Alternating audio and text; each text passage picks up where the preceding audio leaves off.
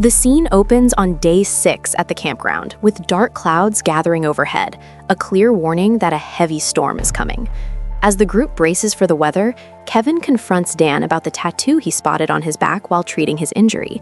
He asks which prison Dan got it from, hinting that it looks like a gang marking. Dan immediately becomes defensive and lashes out, attacking Kevin. The fight only stops when Lisa steps in and threatens Dan with the rifle. Meanwhile, Zack is growing increasingly frustrated that help still hasn't arrived. He asks Sonja if she's absolutely sure the transmitter was functioning when they left. She's thrown off by the question, reminding him that only 3 people who knew the exact location of the transmitter is herself, Kevin, and Carlos. She then quietly asks Zack if he thinks someone may have deliberately disconnected it. Zack asks her in return whether she trusts Kevin, but Sonja reveals that Kevin asked her the exact same question about Zack. Hearing the commotion from Dan and Kevin's fight, Zack and Sonja return to camp. Dan, not wanting Amy to learn anything about his past, immediately downplays the situation and acts like nothing happened. Lisa then delivers more bad news. She discovered that the rifle they've been relying on has only 1 bullet left. Someone stole the rest, and she noticed the ammunition missing that morning when she tried to reload. This leads her to a grim conclusion. The person killing them might not just be targeting individuals. They may be trying to starve the entire group. Welcome back to Sandy's Timeline. Today we are going to be covering episode 4 of the series, 9 Bodies in a Mexican Morgue. As usual, don't forget to subscribe and like for recaps like this. With everyone's secrets spilling into the open, Dan finally admits the truth about his past. He confesses that he served 2.5 years in Chuckawalla Valley State Prison for multiple felony charges tied to impersonating an immigration attorney. His victims were desperate immigrants trying to enter the U.S., something he says he deeply regrets. He also makes it clear he doesn't want Amy knowing anything about this part of his life. Dan goes on to admit that when he first began dating Amy, he was using her for her family's money, but says he genuinely fell for her over time. His confession ends with a threat toward Kevin, warning that if Kevin confronts him again, there will be consequences. Meanwhile, in the jungle, Lisa follows a trail she saw Zack sneaking into the day before. But Sonja catches up to her, and Lisa reveals she's been watching Zack. She's noticed he's been slipping into the forest, as if he's trying not to be seen or hiding something important. She tells Sonja that she doesn't believe Zack is really an insurance investigator, and her experience as a hunter tells her something about him just doesn't add up. In the present day, U.S. officials are interrogating Cora de Leon, the woman we've repeatedly seen taking secretive phone calls from someone within the group of survivors.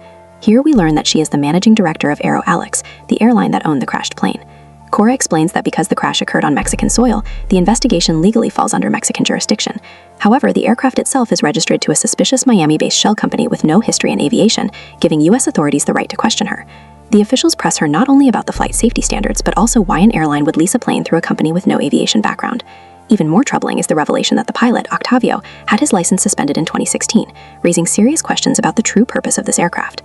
Later that night, heavy rain begins to pour, forcing the entire group back inside the wrecked plane for shelter.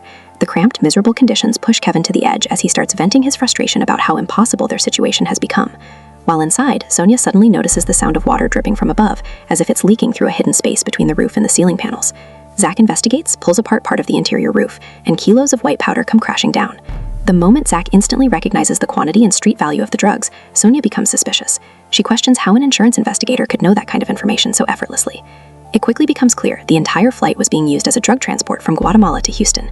This makes the group realize the killer's motives might be tied directly to the smuggling operation. Perhaps the pilot was murdered because he knew too much, and now the passengers are being eliminated because someone thinks they know too much as well. Just as this horrifying realization sinks in, the group suddenly notices that Amy is missing. Panic sets in and they split up into search parties to find her in the storm. Amy, lost in one of her traumatic hallucinations, believes she's seeing the same gunman from her childhood approaching her. But this time, it isn't a memory. It's the real hooded attacker closing in on her with a knife. Lisa jumps in to protect her, but the mysterious figure overpowers her, and she is tragically killed. By the next morning, now day 8, the group discovers Lisa's body and realizes she was strangled.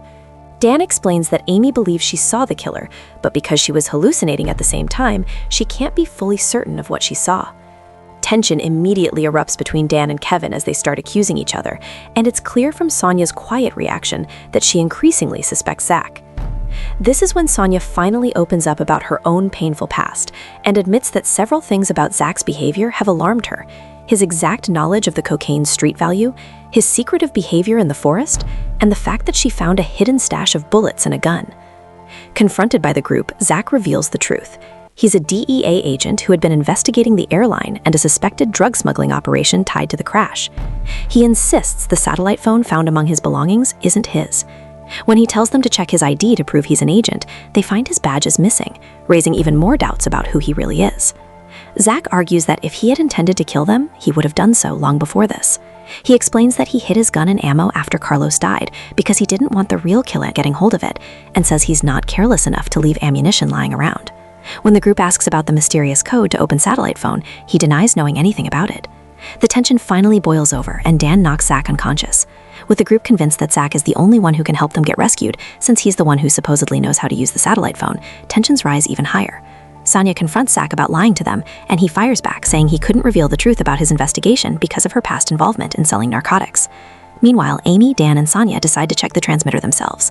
When they arrive, they discover that the wires were deliberately disconnected. After repairing it, a signal is finally picked up by US officials, who believe it may be coming from Zack. Despite orders not to intervene, an agent named Claire decides to head into the jungle to search for him. Back at camp, Kevin becomes desperate. He starts pressuring Zack for the access code they think he has, but Zack insists over and over that he doesn't know anything about it. The episode ends on a tense, chilling cliffhanger. A shadowy figure quietly approaches Zack with a knife, leaving his fate and the group's chances of survival completely uncertain. And that wraps up episode 4. If you enjoyed this breakdown, don't forget to subscribe, like, and comment for episode 5.